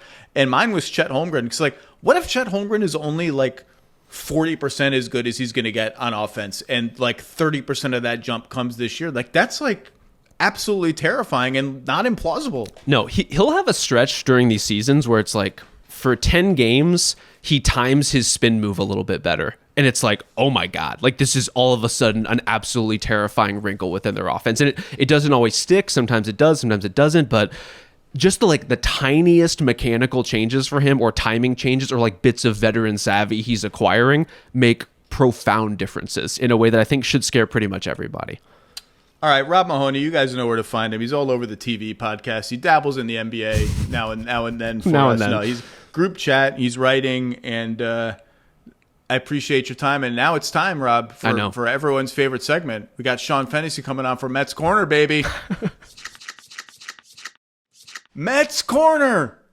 Sean Fennessy, there was a time not long ago when winning 3 out of 4 baseball games for the New York Mets would not have seemed like a miracle. When a 2-game winning streak would not have prompted my favorite Mets newsletter, Mets Fix, to send their email with the subject line, "Are we getting hot at the right time?" 2 games in a row is hot, but here we are, 3 out of 4. Jonah Tong shut down the Padres today. Mets took 2 out of 3 from San Diego. We got 3 against the Nationals. Also, Rams coming in. We'll probably get swept by them. Marlins to end the season. Cubs in between. It's been a wild ride. It's been a while since it's been a strange season. How are you feeling? Any regrets about this decision that you've made? Because this has been a rocky summer, my friend. I'll tell you why I have no regrets. Number one, my daughter, all in. Beyond, although we're going to talk, she's got to work on her team level fandom a little bit, but just loves Francisco Lindor so much. We were at Alumni Day, which is what they call Old Timers Day now. I guess the old timers don't like to be called old timers. Yeah, it's woke now. We've gone woke. We were at Citi Field for about 5 hours, and she didn't want to leave. Loved every second of it. Thing number 2. Juan Soto has just exceeded the hype, not just from a production standpoint. Our first ever Mets Corner, I said that one of my friends who's a huge baseball fan, huge Cubs fan, by the way, we're bracing for this series coming up, and we're bracing for the possibility of a playoff matchup. Knock on wood. Nothing is guaranteed, by the way. The Mets could lose the rest of the games. I wouldn't be surprised. He said to me, every at-bat is like theater. And it's so true. Like the ball misses by this much and it's called a strike. It misses the box by this much and it's called a strike. And he's talking to the ump like, "You sure? Because I think it missed by this much." It's like, God damn, he's right. And then did you see last night how close he came to tying up that game in the 9th? There have been a series of moments like this. We still haven't had our Juan Soto moment. You know that, right? Like we have not had we're losing in the bottom of the 9th and he hits a home run that gives us a walk-off win. He has not had that moment, even though he is having what I think is pretty easily a top 10 offensive season in New York Mets history in his first season. He's had an amazing second half. So I thought we were going to have an Alonso walk-off at Alumni Day, down 3-2 to the Rangers, and he's at the plate, and the crowd is chanting, "Pete Alonso," which they do for one guy. That's it, for him. And he didn't do it at that time, but the next day he hits the walk-off 3-run homer against Texas to end an 8-game winning streak. Who knows? Maybe we'll come back, turning point of the season. But Soto's unbelievable. By the way, I should mention on Alumni Day, a lot of guys just trotting around out there. Some guys don't look great. A couple pitchers, Turk Wendell and Rick Reed, I think maybe threw a little too hard and had to ask out of the game. Like, I don't know if I'm ready for this. Ray Ordonez had a scoop on a scorching one-hopper to third. He was playing third. And it's like, this guy is, I don't know how old he is. He still looks like Ray Ordonez. He's incredible. He was slick. I saw that play. I didn't watch all of the alumni game, but I did see the highlights of Ray. All glove, no bat, right? That's but fine. That glove was such a special glove. And the other reason I'm happy I came back is this is what it is. The agony, the pain, you feel alive. Like, it's not just the hate for guys like Ryan Helsley, who, God love him, I hope he's doing all right. It's just like every game feeling like this is the end. Maybe this is the beginning. Maybe they found themselves. This is what it's like, and I missed it. A part of my soul has come back to life, and here we are. I don't even know. I mean, like, look, can you imagine? Kodai Senga is in the minors. And Mendoza today said, if we make the playoffs, I'm not even sure he's going to be on the roster. Manaya's in the bullpen. Looked good the other day. Piggybacking. How long has piggybacking been a term, by the way? It's a couple of years it's been a phrase. There's a part of me that wonders if this is going to become more and more popular because of the dearth of pitchers who can give you any length, which you've been talking about since you started following baseball again, about how nobody goes more than 6 innings anymore. Kodai Senga maybe stay in the minors. Maybe we don't need you. I don't know that I ever would have imagined we could have said that before the season, but unbelievable. We have 3 beautiful babies now. We have three beautiful boys in our life. They're changing our life right now. McClain looks awesome. Sproat looks very good. Sproat pitched the game I was at, and they took him out after 6 innings. And in the 6th inning, all the outs were loud. And I remember thinking, I wonder if he's... And apparently, I wasn't looking at the velocity. I was a couple drinks in at that point. Wasn't looking at the velocity, and apparently the velocity was starting to come down. And Tong had the bounce back today. 8 strikeouts, no earned runs. And Peterson's been struggling. But, I don't... We'll see. They control their own destiny. The best thing they have going for them is that the Reds, the Diamondbacks, and the Giants are not very good, nor the Mets. But this team shouldn't be in this position. The manager is saying it after every game that they have way too much talent to be in this position in the first place. I have never felt so justified in my opinion about a team before the season as I have been this year. It's not a good feeling, but every even modest fan knew going in, Zach,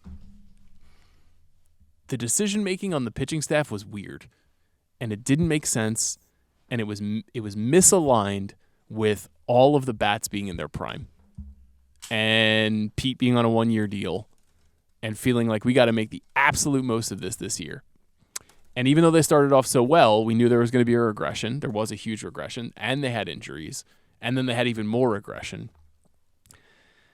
But these three beautiful boys came along, and they're saving my life every day. Nolan McClain looks like freaking Randy Johnson right now. I mean, it's the movement on the sweeper is freakish, and it's giving me life, I got to say. I was really, really close to throwing in the towel a couple weeks ago. I was like, this is as bad as it gets.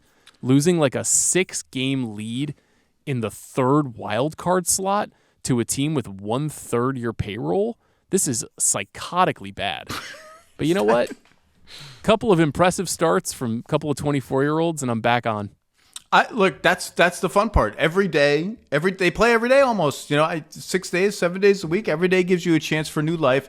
The lows have been so low where it's just like maybe this is normal for okay baseball teams to lose 1,000 games in a row and then win 1,000 games in a row and then lose 1,000 more in a row. And you're like, are they ever going to? We're a win. I was at alumni game. They're up 2-0. The bullpen guys are coming in, and it's 3-2. You blink, and it's 3-2 Rangers. Are they just never going to win? Is this just how it's going to be? They're never going to win again? It's just completely hopeless? Diaz was the last vestige of the team that I was like, this is, all else fails, this dude will hold a 1-run lead. Boom, boom, boom. He doesn't hold the run. I'm like, I don't know what to believe anymore. I can't recall a trade deadline that's gone worse than the one that David Stearns had. And I mean, it's really bad. You cover the NBA, you know about trades. This is rough. I guess Tyler Rogers has been pretty good. You could hang your hat on that. He's been pretty good. He's been solid.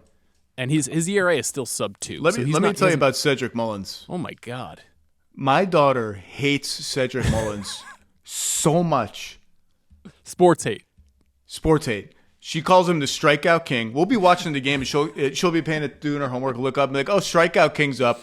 Strikeout king, watching him strike out. And, I mean, she's reached the point where he could be up with the bases loaded and the Mets down 2, and she'll be rooting for him to get out because she doesn't want him around anymore. I'll be like, you have to understand, him doing well is helpful for the team. She's like, I don't even care. And so I asked her, I said, she's here right now. I said, do you want to come on Mets Corner and get your Cedric Mullins takes off? And she was like, well, would that be on TV? And I said, no.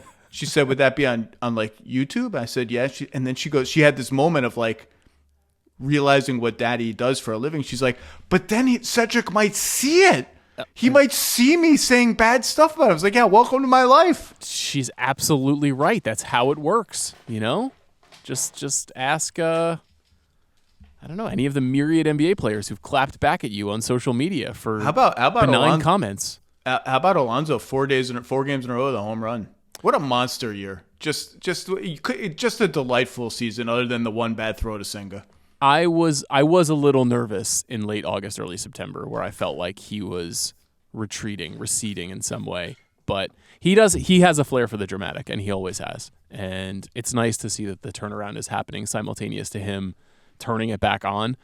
I they are going to need him if they're going to do anything. It's so hard to know like what expectation to have, right? Because as you said, like they could definitely just fall out and lose 7 of their next 9 and not make the playoffs, and that would be a catastrophe. Or they could win 7 of their next 9, be the hottest team heading into the playoffs, beat the Dodgers, Phillies, and Brewers, and go to the World Series. Either of those things is plausible to me. This is a weird sport. So the last one doesn't seem plausible to me, given how inconsistent. Peterson to me has been the bellwether. Once he was the rock. Like he was like, at the very least, I'm going to get 6 innings, 4 runs. Like that's the floor. A bad Peterson start is going to get me into the 7th, 3-4 runs at worst. Now that I can't count on him to do that. I hate Manny Machado, by the way. I don't know what. Every time that guy comes up against the Mets, he does something well. So, yeah, the Mets close. Washington 3 games. Cubs, Marlins. Diamondbacks have a tough schedule. I haven't checked the Reds schedule. You know, like, I have no delusions about, like, oh, the schedule looks easy. The Mets should go 6-3 or 7-2. And if they do that, they're in. No illusions at all. Nothing would surprise. 3-6, 4-5. My only hope at this point, the only expectation and hope I have is just get in. And if you get in and fall on your face, fine. Weird stuff happens in the playoffs. You've kind of fallen on your face since being 45-24 anyway. Just save me the humiliation of having the second highest payroll in baseball and not being able to hold off these mediocrities. The Diamondbacks traded people at the trade deadline and are accidentally almost catching the Mets for the 3rd wildcard spot. If you get in, I agree. Things are possible. Like, they could win a series. They have enough talent. Their offense is like 4th, 5th, 6th at OPS. Like, it's legit. It's good. If the young guys pitch well, fine. I don't expect them to do much damage. I just want them to get in and give me a moment. Give me a moment to remember what playoff baseball feels like as a fan who really cares about it. I mean, preach. You're speaking my language. I feel like winning 2 of 3 from the Padres at this stage of the season is very encouraging. In 2022, the Mets led the NL East for a long stretch of time, and I believe it was in August, the Braves overtook them. Might have even been in September. And the Mets got sunk down to a wild card slot, and they played the Padres in a first-round series, and they got embarrassed. And that season, which was such a positive and exciting season and was like the first real Steve Cohen season as owner, they just got punked out. And it was after that season that I started saying something that I think I've probably said on your show and that I think about all the time, which is I don't know about this core. I don't know about Nimmo, Alonso, McNeil, Lindor, and now for the last 3 years it's been Starling Marte. Those have been the guys who have been on the team, and you can include David Peterson in this, you can include Edwin Diaz in this, but these guys who've all been together for 5-6 years, they have a habit, with the exception of last year, of spitting the bit in big moments in embarrassing ways, of really making us feel the way we have felt so many times in the last 30 years. And a week and a half ago, I was like, break up the core. We're trading Nimmo in the offseason. We're trading McNeil in the offseason. Maybe we let Pete walk. Maybe we think of this as this is Juan Soto's team. We've got a 3 or 4 really exciting position prospects that we got to get excited about who can fill in the gaps. Beatty is a full-time player to me. Vientos is a full-time DH. Like, let's think about the future. And in the span of 4 games, I'm like, we have to bring everyone back. This team is very important to me. These guys will always be in my heart. And I feel insane. That's how I feel. Well, Pete Alonso has been, I mean, you've lived with Pete Alonso for 7 years. I've lived with him for 1, and I would be hurt if he left. But I think the team is good. If these 3 pitchers are real, and like real, I mean, I don't mean they're all going to be all-stars next year. If they're just like 3 good starting pitchers, the offense I think is pretty legit. Beatty will get better. Vientos will get better. The other guys are what they are. If they can get anything from center field, Mullins is a free agent. I don't even know if they can get anything from center field. Like Alvarez seems like a decent hitting catcher if he could stop getting hit by pitches. He what the hell is that? He commits catcher's interference also, like way more than I remember that being a thing. Just get your hands. It's like he's like Chris Paul. Remember Chris Paul's fingers are all mangled up from just trying to get steals all the time. Get your hands out of the way. It's because he's trying to snatch breaking balls so he can frame the pitch. That's why it keeps happening. I do like how this goes into being a fan of just, you notice all the quirks of the players. He's moving around a lot behind the play. He'll stand up, be like, and he'll be making gestures like, he's trying. And in my stupid fan brain, I'm like, look at him communicate. What a great communicator that guy is. I like him. I like these guys. This is just about fun for me. I have no illusions that they're going to do any damage this year, but it's nice. It's been nice to see. Maybe we look back at that Alonzo walk-off as, if they lose that game, the season is over, and now they won that game, they'll at least salvage something out of this. They seem to be like a happy bunch. They keep saying that after every game, like, no, there's no finger pointing, no one's down in the dumps, no one's like giving up hope. This isn't 1, 2, 3 Cancun, like we're just like a bad team and I guess it was all a fluke. They seem to be just like, I think we're kind of good. Like if we just keep playing, maybe we're good. If they fall out, which I don't think that they will at this point, but if they fall out of the playoffs, there will no doubt be an epic Now They Tell Us, as Brian Curtis likes to say, where we learn about whatever the chemistry is in the clubhouse or who doesn't get along. That happens in baseball too? It does. And it will happen because there's so many high-profile players on this team. So but if they lose in the first or second round of the playoffs and fight valiantly and you get 6 shutout innings from Nolan McLean and you just say, you know what, let's look to the future. We got a future ace. We've got some exciting young guys. Let's see what we can do in 26. So in basketball, Now They Tell Us, the teams are smaller, the stars are of outsized importance.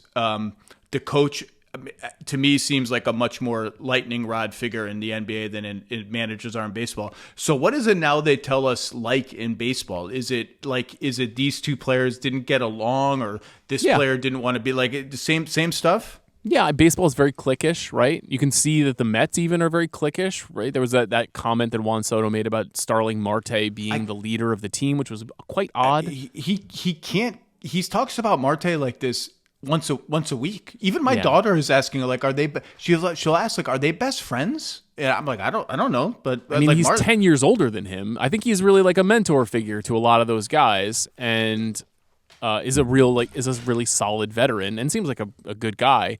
But, you know, to anybody who watches the Mets, the leaders of the Mets are Francisco Lindor and Pete Alonso and Brandon Nimmo. Those are the leaders of the team. They've been with the team a really long time, and they hold critical roles on the team. So, you know, you see stuff like that, and you're like, that's weird. That doesn't sound right.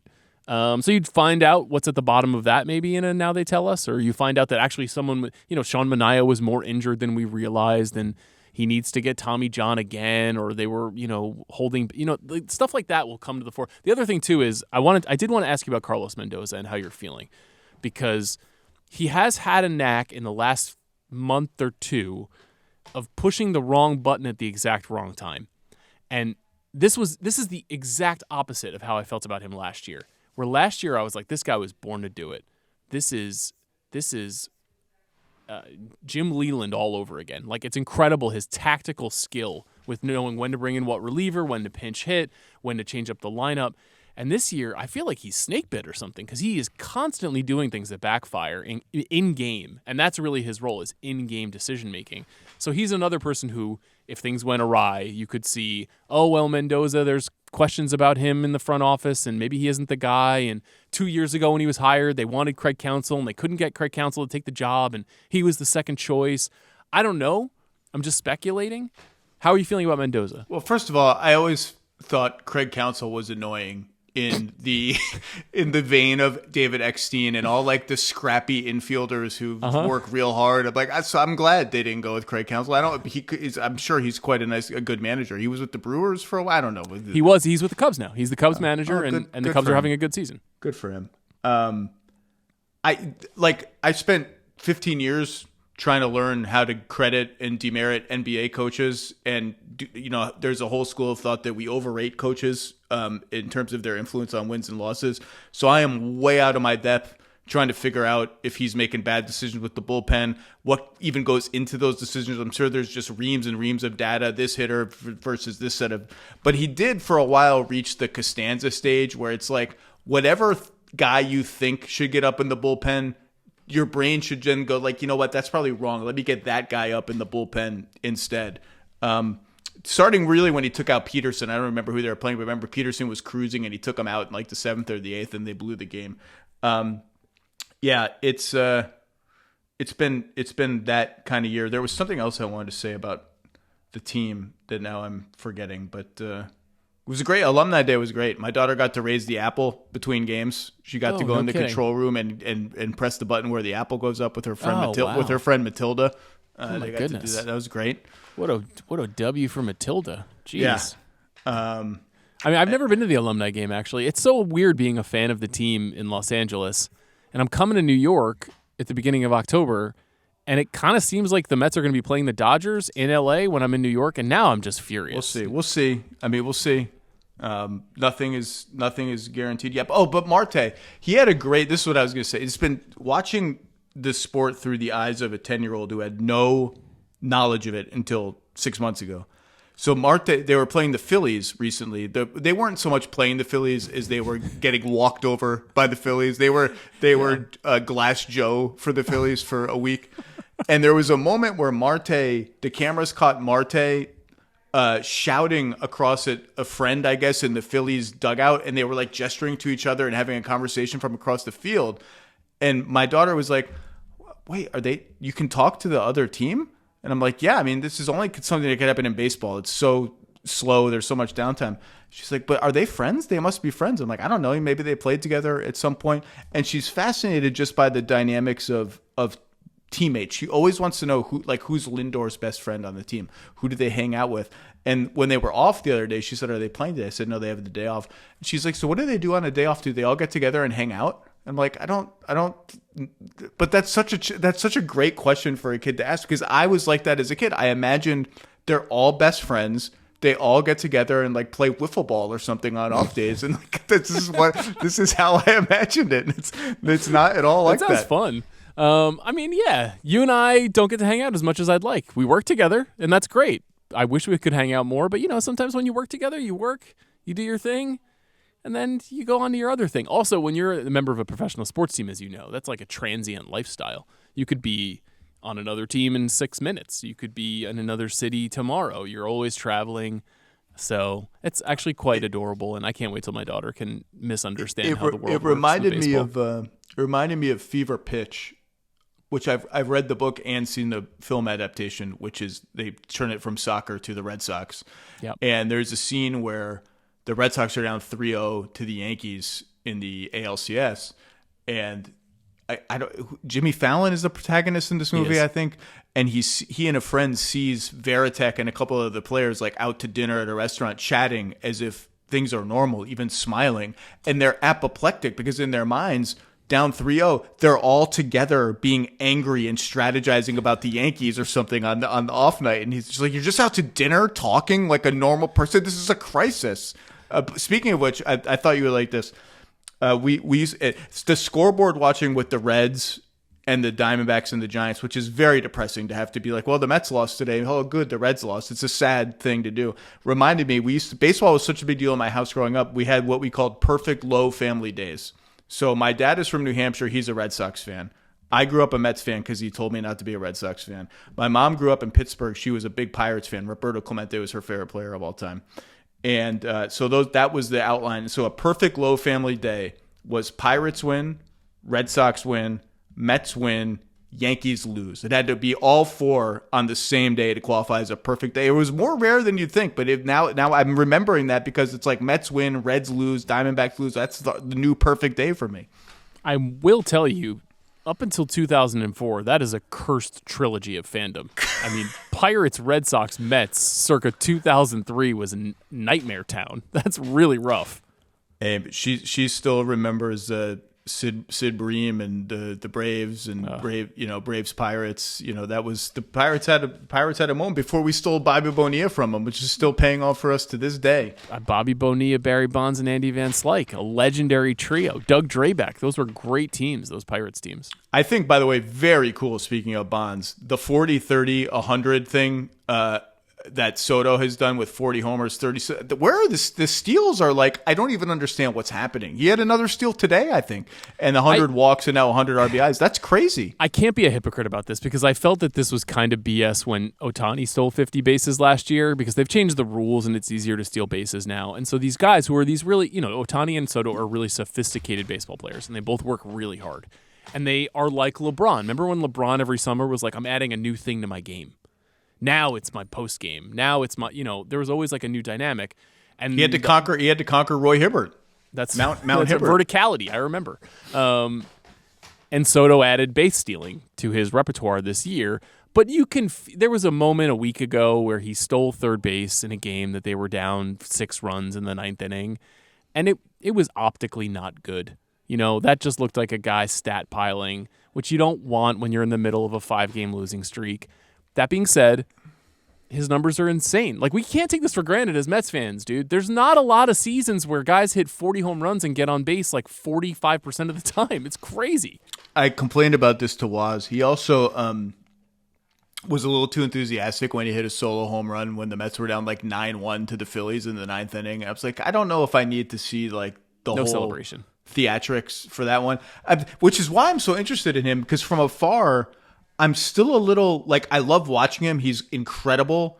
As I'm doing my jersey evaluation, like what jersey should I buy? Oh, you haven't made a call yet? No, but it's the only call I made is it's going to be a gray road jersey, and I'm leaning Soto. Good, but he does seem both like the celebration when they're losing by a lot. I don't love. He does seem like a reluctant participant in all the silly histrionics that I love so much, like the little thing they do after which every team has this. Every team has a thing they do after a hit. I thought it was a Mets thing, and every team I watch has this. One team had one of these things. I mean, I guess he seems to think it's all stupid, which I don't know how to feel about that. Do you want to have a celebration for Mets Corner every time we finish a segment? Like, will there be like a gesture we can do? Like, I think we should like a Hulk Hogan style. Like, did you hear that or one of those? I think given the way that this season is gone, we should take a shot or something and we can get prepared. I don't know, man. I mean, we may literally want to take one on the air 2 weeks from now. Like, it could get worse. All right. On that note, any further thoughts on the team you want to get off before we dismiss each other for the day? I appreciate being back on the show and being able to talk about my pain. And I'm really glad it was at this time, because I have a tendency to embarrass myself when it comes to my teams. Like I'm in a lot of pain, and it's been like decades now where things have not gone right for the teams I root for. And I've made a bit of a thing of it here at the Ringer. And that was as low as I felt when they lost the 7th game in a row. I was like, man, this is fucking cursed. That's even Steve Cohen, who's worth more money than God, can't get this right with this franchise. What the heck is going on? But today, 5 shutout innings from my beautiful baby boy, Jonah Tong. We're back, buddy. You never know. You never know in sports. That's why we keep watching. You never know what's going to happen. Sean Fennessy, we'll have you back on Mets Corner soon. Let's go Mets. Keep riding the ship. Thanks, Zach. All right, that's it for the Zach Lowe Show today. Thanks to Rob Mahoney for bringing the heat on the NBA. Thanks to Sean Fennessy for joining Mets Corner. Thanks to you for listening and watching wherever you get your podcasts. Thanks to Jesse, Jonathan, and Ceruti on production. We'll be back next week. 2 new episodes of the Zach Lowe Show coming Monday. We'll have a special guest on Monday. I'll leave that a secret for now. Thanks to everyone for listening and watching the Zach Lowe Show.